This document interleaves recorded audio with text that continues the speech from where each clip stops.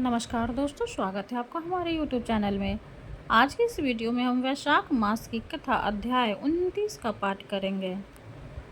अध्याय 29 में हम वार्तेधनी आदि तीर्थों की महिमा के बारे में जानेंगे। तो आइए पाठ शुरू करते हैं। श्री महादेव जी कहते हैं, महादेवी तदंतर उस तीर्थ में जाना चाहिए जहाँ परम साध्वी गिरी कन्या वार्तेधनी के साथ इंद्र का समागम हुआ था। जो मनुष्य अपने मन को संयम में रखते हुए वहाँ स्नान करते हैं उसे 10 अश्वमेघ यज्ञों का फल प्राप्त होता है। जो पुरुष वहाँ तिल के चूर्ण से पिंड बनाकर श्राद्ध करता है वह अपने से पहले के साथ और बाद के साथ पीढ़ियों का उद्धार कर देता है। संगम में विधि पूर्वक स्नान करके गणेश जी का भली भांति पूजन करने वाला मनुष्य कभी विंध्य बाधाओं से आक्रांत नहीं होता और लक्ष्मी भी कभी उसका त्याग नहीं करती। पूर्व काल में वृत्रासुर और इंद्र में रोमांचनकारी युद्ध हुआ था जो लगातार 11,000 वर्ष तक चलता रहा।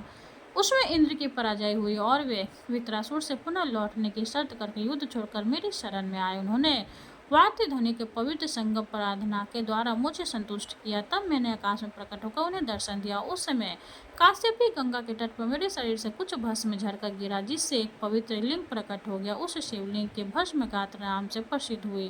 तब मैंने प्रसन्न होकर महात्मा इंद्र से कहा, देव तुम जो जो चाहते हो वह सब तुम्हें दूंगा। इस व्रज की सहायता से तुम शीघ्र ही वृत्रासुर का वध करो। इंद्र ने कहा, भगवान आप ही की कृपा से उस दुष्ट दैत्य को आपके देखते देखते ही इस व्रज से मारूंगा। पार्वती योग कहकर इंद्र पुनः वृत्रासुर से पास गए। उस समय देवताओं की सेना में धुंधुवी बज उठी। एक ही क्षण में इंद्र प्रबल शक्ति से संपन्न हो गए। युद्ध की इच्छा से वृत्रासुर के पास जाते हुए इंद्र का रूप अत्यंत तेजस्वी दिखाई देता था। महर्षिगण उनकी कर रहे थे। उधर युद्ध के मुहाने पर खड़े हुए वृत्रासुर के शरीर में जो सहसा पराजय के चिन्ह प्रकट हुए उनका वर्णन करता हूँ, सुनो। वृत्रासुर का मुख अत्यंत भयानक और जलता हुआ सा प्रतीत होने लगा। उसके शरीर का तेज फीका पड़ गया। सारे अंग कांपने लगे, जोर जोर से गर्म सांस लेने लगे। सूर्य के रोंगटे खड़े हो गए। उसकी गति अत्यंत तीव्र हो गई। आकाश से महाभयानक उल्कापात हुआ। उस दैत्य के पास गीच, बाज और गिद्ध, कंक आदि पक्षी आकर अत्यंत कठोर शब्द करने लगे। वे सब वृत्रासुर के ऊपर मंडल बनाकर घूमने लगे। इतने में ही इंद्र ऐरावत हाथी पर चढ़कर वहां आए। उनके उठे हुए हाथ में ब्रज शोभा पा रहा था। इंद्र ज्यों ही दैत्य के समीप पहुंचे उसने अमानुष की गर्जना की और वहां उसके ऊपर टूट पड़ा। वृत्रासुर को अपनी ओर आते देख इंद्र ने उसके ऊपर ब्रज को प्रहार किया और उस दैत्य को समुद्र के तट पर मार गिराया। उस समय इंद्र के मस्तक पर फूलों की वर्षा होने लगी। उस भयंकर दानव राज का करके अमरों के मुख से अपनी स्तुति सुनते हुए इंद्र ने देवलोक की राजधानी में प्रवेश किया। तदंतर अत्यंत भयंकर ब्रह्म हत्या रौद्र रूप धारण किए वृत्त के शरीर से निकली और इंद्र को ढूंढने लगी। उसने दौड़कर महातेजस्वी इंद्र का पीछा किया और जब वे दिखाई दी तब उनका गला पकड़ लिया। इंद्र को ब्रह्म हत्या लगी। वे किसी तरह उसे हटाने में समर्थ न हो सके। उसी दशा में ब्रह्मा जी के पास जाकर उन्होंने मस्तक झुकाया। इंद्र को ब्रह्म हत्या से गृहित जानकर ब्रह्मा जी ने उसका स्मरण किया। उनके स्मरण करते ही ब्रह्म हत्या ब्रह्मा जी के पास उपस्थित हुई। ब्रह्मा जी ने कहा, देवी मेरा प्रिय कार्य करो। देवराज इंद्र को छोड़ दो, बताओ तुम क्या चाहती हो, मैं तुम्हारी कौन सी इच्छा पूर्ण करूं। ब्रह्म हत्या बोली, सूरेश्वर मैं आपकी आज्ञा मानकर इंद्र के शरीर से अलग हो जाऊंगी, किंतु देवों के देव मुझे कोई दूसरा निवास स्थान दीजिए।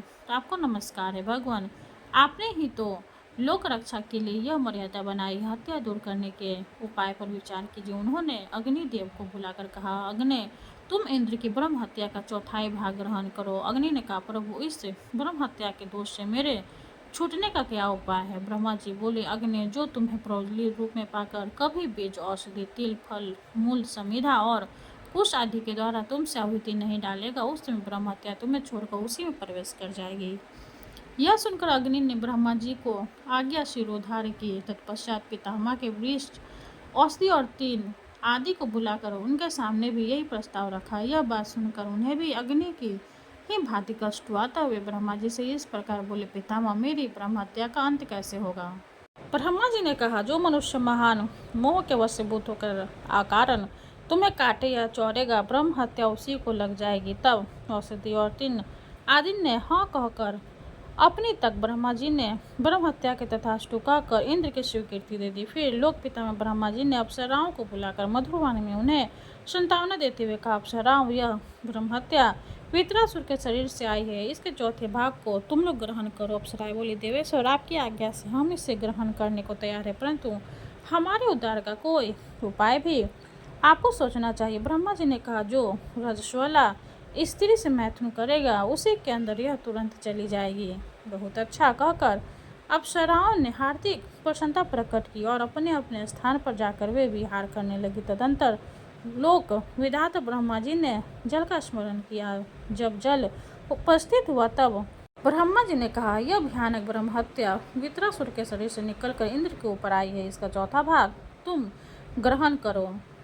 जल ने कहा, लोकेश्वर आप हमें जो आज्ञा देते हैं वही होगा, परंतु हमारे उद्धार के उपाय का भी विचार कीजिए। ब्रह्मा जी बोले, जो मनुष्य आज्ञा से मोहित होकर तुम्हारे भीतर थूक या मल मूत्र डालेगा उसके भीतर यह शीघ्र चली जाएगी और वही निवास है।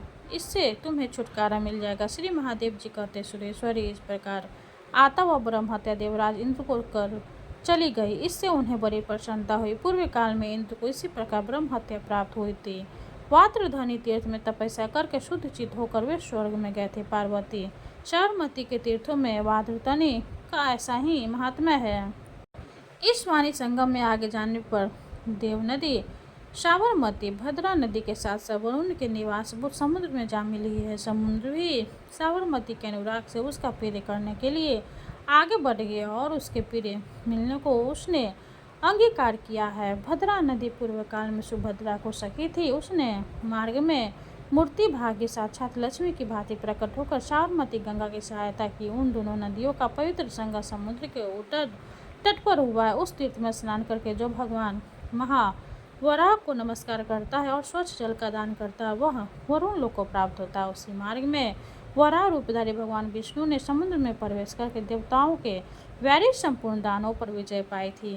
भगवंते जो वराह का रूप धारण किया उसका उद्देश्य देवताओं का कार्य सिद्ध करना ही था। वह रूप धारण करके वह समुद्र में जा घुसे और पृथ्वी देव को अपनी दारों पर रखकर कर्दमालयम में आ निकले। इससे वहाँ वाराहितकर्म नाम से एक महान तीर्थ बन गया। जो मनुष्य वहाँ स्नान करता है वह निश्चय ही मोक्ष का भागी होता है। यहाँ पितरों की मुक्ति के लिए श्राद्ध करना चाहिए। ऐसा करने वाला पुरुष पितरों के साथ ही मुक्त होकर अत्यंत सुखद लोक में जाता है। वाराही तीर्थ में आगे संगम नामक तीर्थ है जहाँ साबरमती गंगा समुद्र से निकलती है। यहाँ विधिपूर्वक स्नान और दान करने चाहिए। इस तीर्थ में स्नान करने से महापातकी भी मुक्त हो जाते हैं।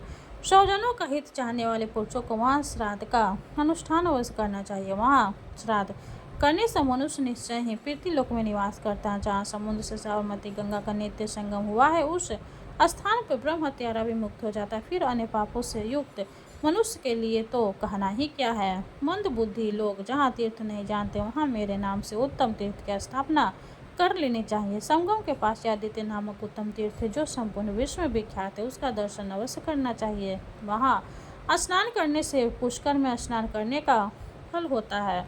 मदार और कनेर के फूलों से भगवान सूर्य का पूजन श्राद्ध तथा दान करना चाहिए। यह आदित्य तीर्थ परम पवित्र और पापों का नाशक है। महापात के मनुष्यों भी यह पुण्य प्रदान करने वाला। उस तीर्थ के बाद नीलकंठ नामक एक उत्तम तीर्थ है। मुक्ति की इच्छा रखने वाले पुरुषों को उसका दर्शन अवश्य करना चाहिए। पार्वती, जो मनुष्य बेलपत्र तथा धूप दीप से नीलकंठ का पूजन करता है उसे मनोवांछित फल की प्राप्ति होती है। जो निर्जन स्थान में रहकर वहाँ उपवास करता है वे लोग जिस जिस वस्तु की इच्छा करते हैं उसे वह तीर्थ प्रदान होता है। पार्वती, जहाँ साबरमती नदी दुर्गा से मिली है तथा जहाँ उसका समुद्र से संगम हुआ है वहाँ स्नान करना चाहिए। जो कलयुग में वहाँ स्नान करेंगे वे निश्चय ही निष्पाप हो जाएंगे। दुर्गा संगम पर श्राद्ध करना चाहिए। वहाँ जाने पर विशेष रूप से ब्राह्मणों को भोजन कराना और विधिपूर्वक गाय भैंस का दान देना उचित है। यह साबरमती नदी पवित्र, पाप का नाश करने वाली और परम धन्य है। इसका दर्शन करके मनुष्य पापों से मुक्त हो जाते हैं। पार्वती, साबरमती नदी को गंगा के समान ही जानना चाहिए। कलयुग में वह विशेष रूप से प्रचुर फल देने वाली है। इस प्रकार 29वां अध्याय संपूर्ण हुआ। भगवान विष्णु, माता लक्ष्मी की जय हो। अब हम भगवान विष्णु की आरती करेंगे। ओम जय जगदीश हरे, स्वामी जय जगदीश हरे, भक्ति जनों के संकट जन में दूर करे। ओम जय जगदीश हरे, जो ध्यावे फल पावे, दुख बिन से मन का, सुख शांति घर आवे, सुख शांति घर आवे, कष्ट मिटे तन का। ओम जय जगदीश हरे। माते पिता तुम मेरे, शरण गहूँ मैं किसकी। स्वामी शरण गहूँ मैं किसकी। तुम्हें बिने और न दूजा, तुम्हें बिने और न दूजा, आस करूं जिसकी। ओम जय जगदीश हरे। तुम पूर्ण परमात्मा, तुम अंतर्यामी, स्वामी तुम अंतर्यामी। पारे ब्रह्म परमेश्वर, पारे ब्रह्म परमेश्वर, तुम सबके स्वामी। ओम जय जगदीश हरे। तुम करुणा के सागर, तुम पालन करता, स्वामी तुम पालन करता। मैं मूरख खल कामी, मैं मूरख खल कामी, कृपा करो भरता। ओम जय जगदीश हरे। तुम हो एक अगोचर, सबके प्राणपति, स्वामी सबके प्राणपति। किस विधि मिलूं दया में, किस विधि मिलूं दया में, तुमको मैं कुमति। ओम जय जगदीश हरे।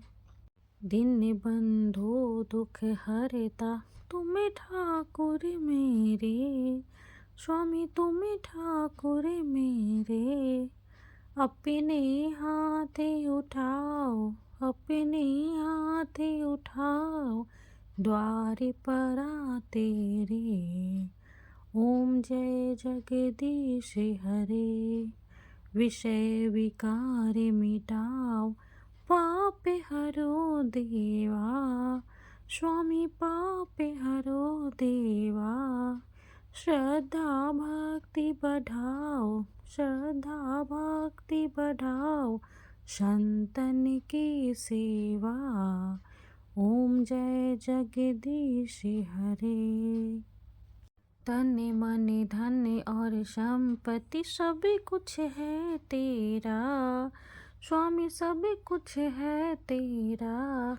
तेरा तुझको अर्पण, तेरा तुझको अर्पण, क्या लागे मेरा। ओम जय जगदीश हरे। जगदीश्वर जी की आरती जो कोई नर गावे, स्वामी जो कोई नर गावे। कहते शिवानंद स्वामी, भजते शिवानंद स्वामी, मन वांछित फल पावे। ओम जय जगदीश हरे। विष्णु भगवान की जय हो। वीडियो अगर अच्छी लगे तो लाइक कर दे, चैनल को सब्सक्राइब कर दे। धन्यवाद।